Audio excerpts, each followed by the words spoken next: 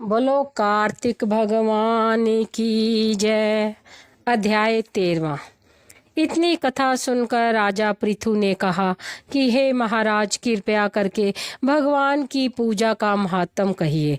तब नारद जी कहने लगे कि हे राजा, जो हंसी में भी भगवान का भजन करता है वह परम पद को प्राप्त हो जाता है, परंतु जो श्रद्धा पूर्वक भजन करता है उसका तो कहना ही क्या है। इस संबंध में मैं तुमको एक पुराना इतिहास सुनाता हूँ, सुनो। कालंदी पर्वत पर बसे दीर्घपुर नाम के नगर में अति धर्मात्मा, प्रजा का पुत्र के समान पालन करने वाला सुबाहु नाम का राजा राज्य करता था। उसके धूम्रकेश नाम वाला अति दुष्ट, चोर, जुआरी, पर स्त्रीगामी तथा व्यभिचारी एक पुत्र था। उसकी यह दशा देखकर उसके पिता राजा सुबाहु ने उसको ताड़ना दी, परंतु वह किसी भी प्रकार नहीं माना। गेंद खेलते हुए एक दिन उसकी गेंद छोटी रानी के महल में जा गिरी। जब वह गेंद लेने के लिए महल में गया तो रानी उस पर मोहित हो गई और उन दोनों ने कमाद होकर भोग किया। तब राजा को इस बात का पता चला तो उसने कुमार को देश निकाला दे दिया। पुत्र होने के कारण उसे प्राण दंड नहीं दिया। अब राजकुमार वन में रहकर प्रतिदिन मांस खाता और रात्रि को वैश्यों के घर में रहता।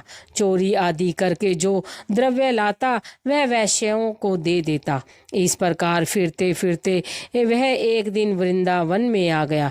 कुछ समय बाद सत्यव्रत नाम वाला एक भगवान विष्णु का भक्त अपना घर बार छोड़कर कार्तिक मास में भगवान का पूजन करता था और वह केवल कंदमूल तथा फल ही खाता था। वह नित्य भगवान से प्रार्थना करता कि हे भगवान, इस दुख रूपी समुद्र में डूबते हुए मुझ दीन की रक्षा कीजिए।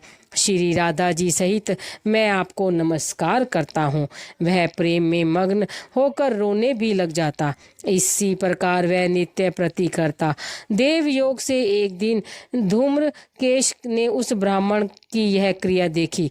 जब रात्रि को घर आया तो वहां आकर वैश्य के सामने उसने भी मिट्टी की मूर्ति बनाकर वैसा ही सब कृत्य किया। अंत में उसी भांति स्तुति करके रात्रि को वैश्य के घर में ही सो गया। देव योग से राजा के दूत भी उसी समय वहां आ गए और उनके हाथ में धूम्रकेश वहां मारा गया और यमदूत उसको महापापी समझकर मारते हुए पकड़कर उसको यमराज के पास लाए।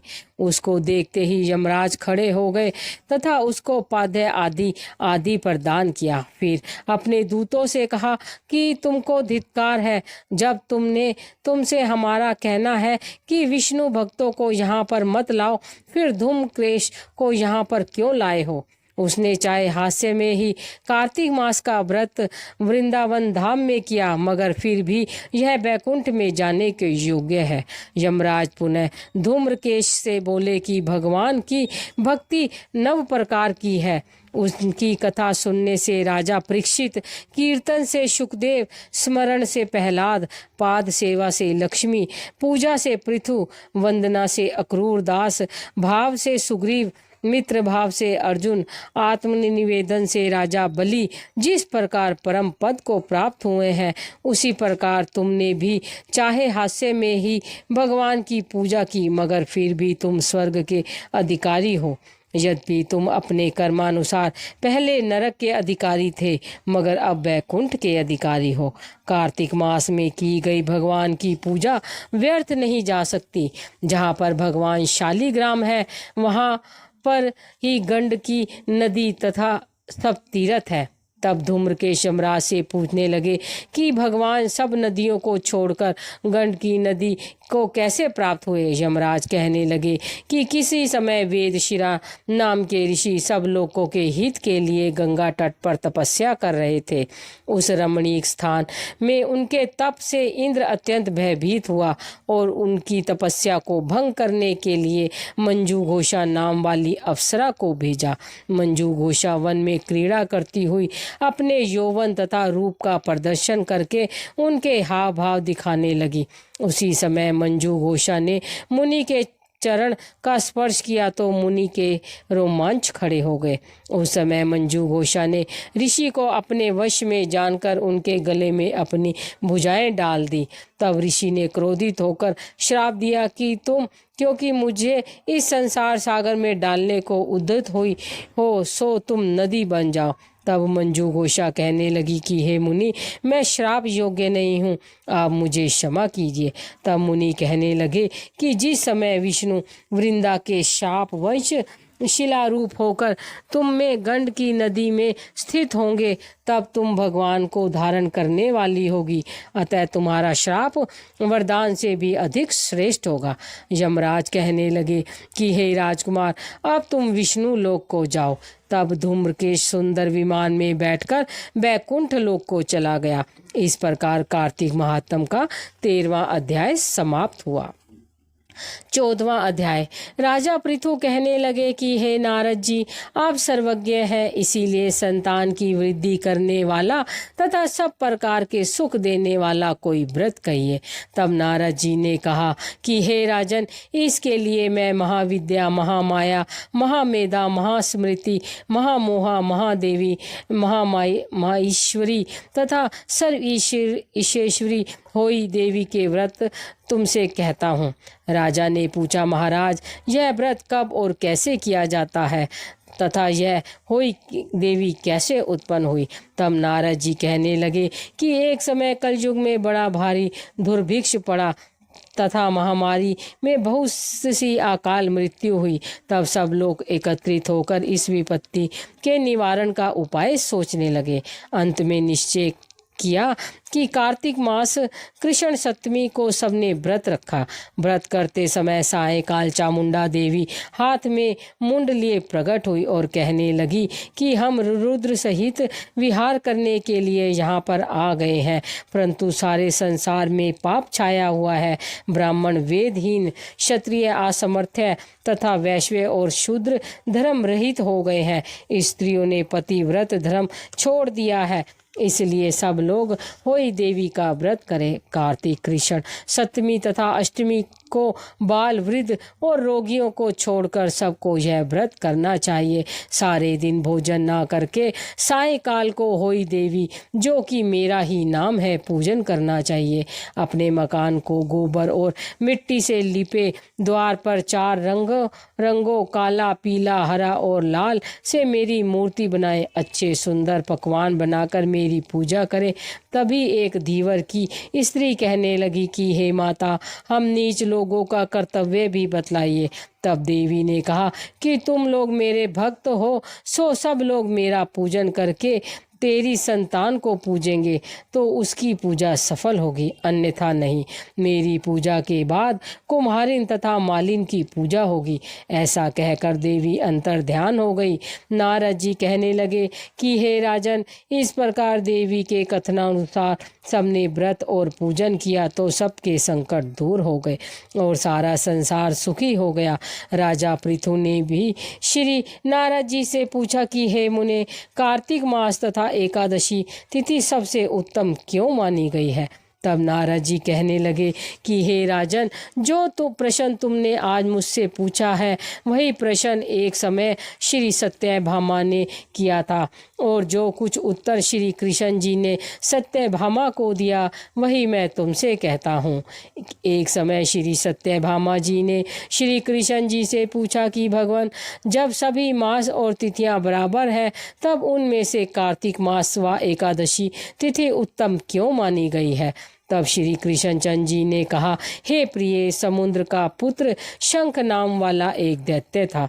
वह दैत्य इतना बलवान था कि उससे इंद्रादि देवताओं को स्वर्ग से निकालकर उसका स्थान स्वयं ले लिया। सब लोग उसके डर के मारे अपने बाल बच्चों सहित पर्वतों की कंदराओं में चले गए। तब उस दैत्य ने सोचा कि मैंने देवताओं का स्थान तो ले लिया, लेकिन वे जीते नहीं गए हैं। सो ऐसा प्रतीत होता है कि देवता वेद मंत्रों से ही बलवान है, इसलिए मंत्रों सहित वेदों को हर ले जाऊं।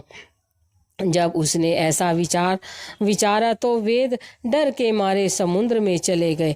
तब ब्रह्मादि सब देवता संसार को वेदहीन समझकर भगवान विष्णु की शरण में गए और उनको जगाने के लिए गीत वाद्य आदि क्रियाएं की। भगवान के जागने आह्वान, आसन, पाद्य, आराध्य, आचमन, स्नान, वस्त्र, यज्ञोपवीत, चंदन, पुष्प, धूप, दीप, नैवेद्य, पान, प्रदक्षिणा और नमस्कार, इन सामग्रियों से भगवान का पूजन किया। तब भगवान प्रसन्न होकर देवताओं से कहने लगे कि हे देवताओं, हम तुमसे अति प्रसन्न है, अतः शंख आदि दैत्यों को मारकर चारों वेदों को ले आएंगे। परंतु आज से ही वेद बीज मंत्रों सहित कार्तिक मास में जल में रहेंगे। अतः कार्तिक मास में जो कोई जल में स्नान करेगा उसको यज्ञ के अंत के समान फल मिलेगा और उसके समस्त विघ्न दूर हो जाएंगे। अतः आप लोगों ने क्योंकि एकादशी के दिन हमको जगाया है, अतः सब तिथियों में एकादशी अधिक मान्य होगी। कार्तिक और एकादशी के व्रत हमको अति प्रिय है। नारद जी कहते हैं, राजन, इतना कहकर भगवान मत्स्य रूप धारण कर विंध्याचल में निवास करने वाले कश्यप जी की अंजलि में आ गए। कश्यप जी ने उनको कमंडल में डाल दिया। तब कमंडल भर गया तो मत्स्य रूप होकर भगवान कहने लगे कि हमको कोई बड़ा स्थान दो। तब कश्यप जी ने घड़ा दिया, घड़ा भी भर गया तो उन्हें कुएं में छोड़ दिया। परंतु भगवान धीरे धीरे बढ़ते रहे तो कश्यप जी ने उनको समुद्र में डाल दिया। जब भगवान समुद्र में भी बढ़ने लगे तब मत्स्य अवतार भगवान शंखासुर दैत्य को मारकर बद्री नारायण के आश्रम पर आए। यहाँ आकर भगवान ने देवताओं से कहा कि हमने शंखासुर को मार दिया है। साथ ही ऋषियों ने से कहा कि आप लोग जाकर समुद्र में से वेदों को ढूंढ लो, जब तक हम देवताओं सहित प्रयाग में निवास करेंगे। तब ऋषियों ने वेदों के 6 अंगों छंद, व्याकरण, कोश, वैदक, ज्योतिष और स्मृति सहित तपोबल द्वारा समुद्र में से ढूंढ निकाला। जिस वेद का जो भाग जिस ऋषि को मिला तब से वह भाग उसी ऋषि का माना गया है। फिर सब ऋषि इकट्ठे होकर देवताओं के पास आए। तत्पश्चात ब्रह्मादि देवताओं ने यहाँ पर अश्वमेघ यज्ञ किया। तब से प्रयाग तीर्थ राज कहा जाने लगा। यहाँ पर स्नान, दान, यज्ञ आदि करने से अनेकों जन्मों के पाप नष्ट हो जाते हैं। इस प्रकार कार्तिक महात्म का 14 अध्याय समाप्त हुआ। बोलो कार्तिक भगवान की जय।